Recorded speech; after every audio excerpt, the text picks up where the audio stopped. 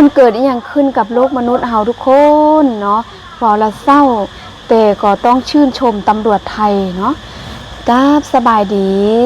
และสวัสดีพ่อแม่พี่น้องฟังลาวฟังไทยทั้งในและก็ต่างประเทศเนาะที่เข้ามาติดตามรับชมช่องของครูอรดาสาวบ่อแก้วเนาะ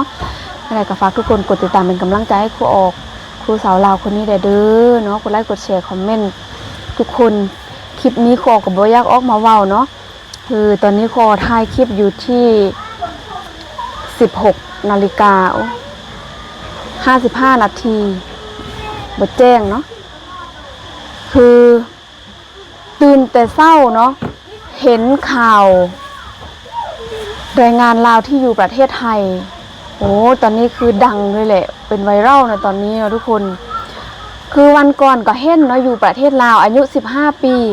ทึกคอตโกเนาะแล้วครูก็บ่ได้ติดตามข่าวมามื้อนี้ตอนเช้ามาเห็นข่าวอันนี้อีกแล้วก็เมื่อวานนี้ตอนแรงเมื่อวานนี้บ่แม่นตอนแรงเนาะตอนช่วยตอนแรงเมื่อวันซืนเห็นคนชื่อกอตโกเนาะคอตโกอยู่จังหวัดคือแบบปอยน้ำเนาะอยู่จังหวัดที่คออยู่นี่แหละแต่ครูก็บ่ได้เห็นนะบ่ได้ติดตามข่าวแต่ว่าข่าวนี้คือดังแฮงอยู่ประเทศไทยคือครูชื่นชมตำรวจไทยทุกคนครูอยากออกมาเนาะขอบคุณตำรวจไทยที่แบบช่วยคนลาวเนาะแบบยามลำบากแบบนี้คือทุกเหตุการณ์ที่ว่าเกิดขึ้นอยู่ประเทศไทยเนาะที่แบบเป็นเรื่องที่แบบเป็นสิ่งที่ว่าแบบนี้แล้วสิ่งที่ตำรวจไทยต้องเข้าไปช่วยนะทุกคนคือแบบทันใจทันตาเห็นเลยแบบชื่นชมในความเก่งของตำรวจไทยเนาะการเฮ็ดเวียกของตำรวจไทยคือไวทันใจอีดีทุกคนคือจะให้ทุกคนเบาไล่เนาะทุกคนจะให้จะให้ทุกคนเบิ่งคลิปนี้ว้าวแล้วแบบมันจุกในใจอะทุกคนจนจะว้าวบ่ออกแล้วทุกคนถ้าว่าได้เห็นคลิปนี้แล้วทุกคนคิดเห็นอะไรก็ค่อยคอมเมนต์เนาะมาฟังน้ำกันเรา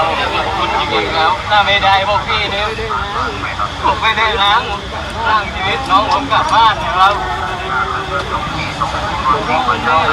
คุณพ่อคุณแม่นี่เหมือนสติแตกนะครับเหมือนกับว่าอยู่ที่บ้านนี่พูดจาไม่รู้เรื่อง2 คนเลยครับเพราะว่าเขารักคนนี้มากครับผมเขาใส่ใจมากไม่ให้ทำอะไรเลยครับ3 คนครับพี่ผู้หญิง2 คนสุดท้ายครับผม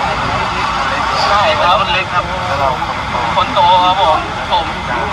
ไม่ใช่ผมเป็นอันนี้เป็นอาวครับผมไม่อยากให้กลับดาวแล้วผมดาวผมได้การแล้ว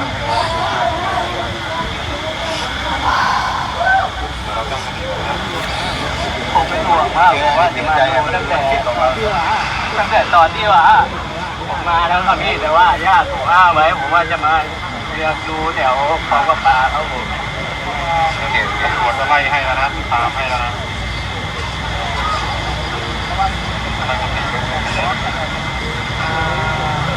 น้องผมใจดีไม่เคยก้าวร้าวไม่เคยพูดจาไม่ดีเลยครับเป็นคนสุภาพมากดีกับครอบครัวมากครับรักครอบครัวทุกคนครับผมน้องผมเป็นคนที่แบบว่ารักครอบครัวมากที่สุดครับไม่ห่วงอะไรเลยครับไม่ห่วงชีวิตตัวเองเลยครับผมจะหาให้ครอบครัวได้ดีครับผมทำไมมาจบชีวิตอย่างนี้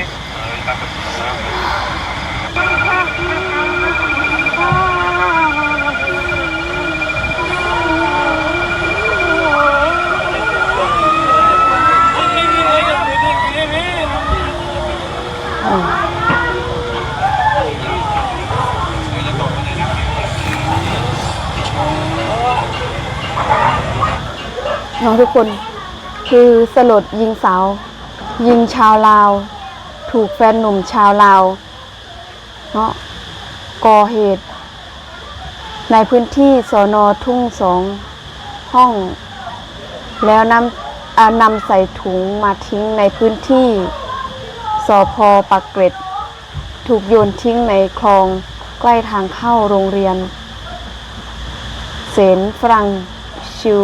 เชเวียปากเกร็ดถ้าครูอ่านผิดก็ต้องขอโทษนำเน้อทุกคนเพราะว่าอันนี้เขาเขียนเป็นภาษาไทยเนาะห่างออกไปอีก50 เมตรพบถุงดำถุงที่2ถูกชุบในพงหญ้าทางห่างไปอีก20 เมตรโอ้นี่ห่างไป50 เมตรแล้วก็ห่างไปอีก20 เมตรแล้วก็ห่างไปอีก10 เมตรเฮ้ยครูออกว่ามันเป็นคนแบบปกติหรือว่าจังไดเนาะทุกคนครูออกไปเลื่อนเบิ่งเห็นคลิปนะเวลาให้การสัมภาษณ์กับตำรวจนะโอ้โหแบบมันชิวๆเลยอ่ะแบบชิวๆแบบเหมือนทางเล่าแบบเฮ็ดคือแต่บ่มีหยังเกิดขึ้นนะทุกคนโอ้โหคือหน้าตาเฉยแบบยังชิวๆกับชีวิตเนาะเห็นแล้วแบบจุกแทนญาติเนาะต้องขอแสดงความเสียใจเนาะกับญาติผู้ที่ว่าสูญเสียในครั้งนี้น้องพื้นฐานะเป็นผู้งามได้เนาะแล้วก็ฮู้ความอีกบนหน้าที่แบบจะไปเจอแฟนแบบนี้เลยเนาะมนุษย์คอยอมเนาะจากมันเอายังเฮ็ดใจน่ะถ้าออกมาเบิ่งนี้คือจิบ่แม่นก้อนเนื้อเนาะทุกคนคือจิแม่นก้อนหินว้าวแล้วแบบคิดภาพขอไปไล่เบิ่งไล่คลิปกับพอสมควรเนาะเอาเท้าเอาตีนนี่แหละแบบมายันหน้าน้องโอ้เฮ็ดให้น้องแบบเสียใจอะนะทุกคนนี่แหละเนาะเป็นอุทาหรณ์สอนใจผู้หญิงครูอายุ37แล้วจากที่แบบปีนี้รู้สึกว่าปีแล้วเนาะปีนี้รู้สึกว่าที่ผ่านมาเนาะก็แบบบ่คิดว่าจะลมที่มีแฟนสินะคือแบบคิดว่าโอ้เนาะเห็นเหตุการณ์หลายๆเหตุการณ์แบบนี้ทั้งอยู่ลาวนี่ก็เกิดหลายกรณีเนาะแล้วก็เห็นหลายเหตุการณ์อยากถามเนาะผู้ที่ว่าแบบมีครอบมีครัวน่ะเขาอยู่กันแนวใดคือครูออกกับบ่เข้าใจเนาะชีวิตครอบครัวเนาะแบบคู่สามีภรรยาแบบแฟนสินะเพราะว่าบ่เคยมีเนาะแบบบ่เคยมียังบ่เคยมีครอบครัวแบบนี้นะบ่เคยมีแบบแฟนที่แบบเป็นครอบเป็นครัวเนาะแล้วเขาอยู่น้ำกันนี่ตามความคิดของพ่อการที่ว่าเราจะสร้างครอบสร้างครัวน้องต้องให้พร้อมบ่แม่นว่าให้พร้อมให้รวยแล้วจึงสร้างเนาะบ่แม่นให้พร้อมว่าเราจะสร้างครอบครัวเราจะมีแฟนเราจะสร้างครอบครัวน้ำกันใดจะสู้ไปน้ำกันจะสร้างจะซ่าไปน้ำกันนะทั้งจิตใจแล้วก็ร่างกายทั้งกำลังเนาะที่จะพร้อมที่จะสู้ไปน้ำกันแล้วการสร้างครอบสร้างครัวการมีแฟนคือสิ่งที่แบบเราจะมีแฟนเพื่อจะซัพพอร์ตซึ่งกันและกันให้กำลังใจกันในทุกด้านเนาะบ่จำเป็นต้องรวยล้นฟ้าต้องมีเงินแบบรวยล้นฟ้าจึงจะมีแฟนใดเนาะสิ่งที่เขาออกคิดเนาะการที่มีแฟนมีครอบมีครัวก็คิดว่าจะเอามาสร้างมาซ่าเนาะแต่งมาสร้างมาซ่ามาช่วยสร้างครอบครัวให้แบบจากให้มีกว่าเดิมมาสั้นๆเนาะอันนี้คิดบ่ออกเลยตอนนี้คือแบบคิดว่าอยู่คนเดียวนี่คือแต่แบบคือสิดีกว่าเนาะทุกคนใช่จะเป็นแบบนี้นะแบบบ่ไว้ใจนะบ่น่าไว้ใจผู้ใดเลยนะทุกคนเนาะแม้แต่ คู่ผัวเมียแฟนบางคนนะสู้ไปน้ำกันจนแบบยามทุกข์นะสู้ไปน้ำกันบ้านห่างบ้านมีแล้วมาแล้วนะผู้ชายเนาะไปมีน้อยมีใหญ่ไปเฮ็ดให้แฟนของตัวเองเสียใจอะเนาะเนาะคิดบ่ออกเลย มีเทื่อหนึ่งโคไปโรงพยาบาลแล้วพอดีไปมีชายผู้หนึ่งเนาะเราเป็นตำรวจเนาะตำรวจอันนี้อยู่ฝั่งลาวเนาะทุกคนเรามาเล่าให้ฟังลาวค่ะนะมีแฟนเนาะสร้างครอบสร้างครัวน้ำกันเนาะเป็นคู่สามีภรรยาที่ถูกต้องตามกฎหมายมีลูกน้ำกันจนง่ายแล้วตัวเองก็พอมีเงินไปเลี้ยงเศร้าน้อยไปเลี้ยงเศร้าน้อยแล้วก็ยังเป็นนักเรียนสุดท้ายกะทิมเมียล่วงไปเอาเมียน้อยสินะแล้วมาทุกข์ใจเราหูสำนึกผิดเราคือจะอัดอั้นดันใจสุดแหละจึงมาเล่าให้ครูอฟังเนาะคือทั้งที่บ่ฮู้จักกันมาก่อนพอคิดว่าเราน่าจะอึดอัด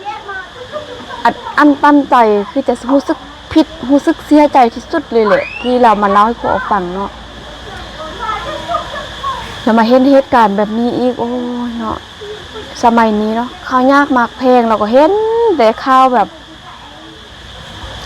เศร้าสลดใจเนาะทุกคนแต่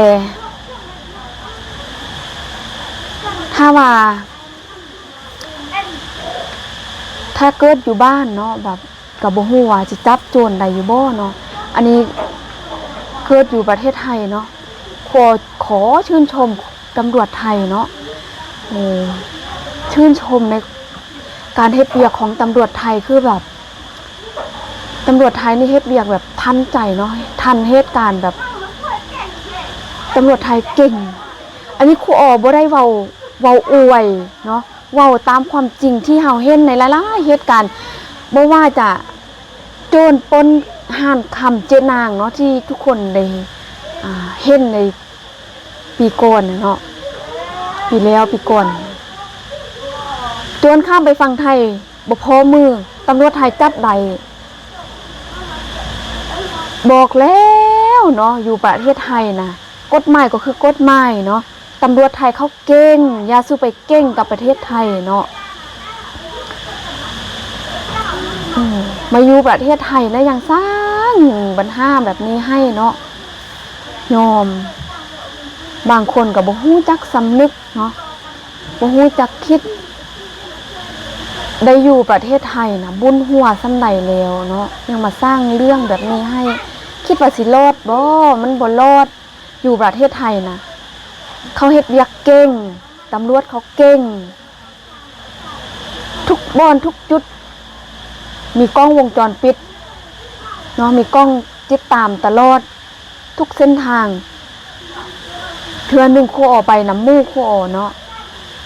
เราพากลับบ้านแล้วขับรถไว้เฝ้าเนาะแล้วก็ลืมตัวเนาะแล้วก็บ่มีตำรวจนะทุกคนครูออกก็งงตกใจเนาะคือไปแล้วตำรวจอยู่ทางเขาโบกรถแล้วก็เอิ้นไปเสียค่าเขาปรับเนาะโดนปรับขับไวป๊าดครูออกว่าอาสาริยะนี่แหละเฮ็ดหยังเฮ็ดสิ่งที่บ่ดีเนาะอยู่ประเทศไทยนี่บ่ต้องคิดว่าคนไทยเนาะตำรวจไทยเขาจะบ่เห็นเขาเก่งเขาทันสมัยอยู่ประเทศไทยน่ะเขาเก่ง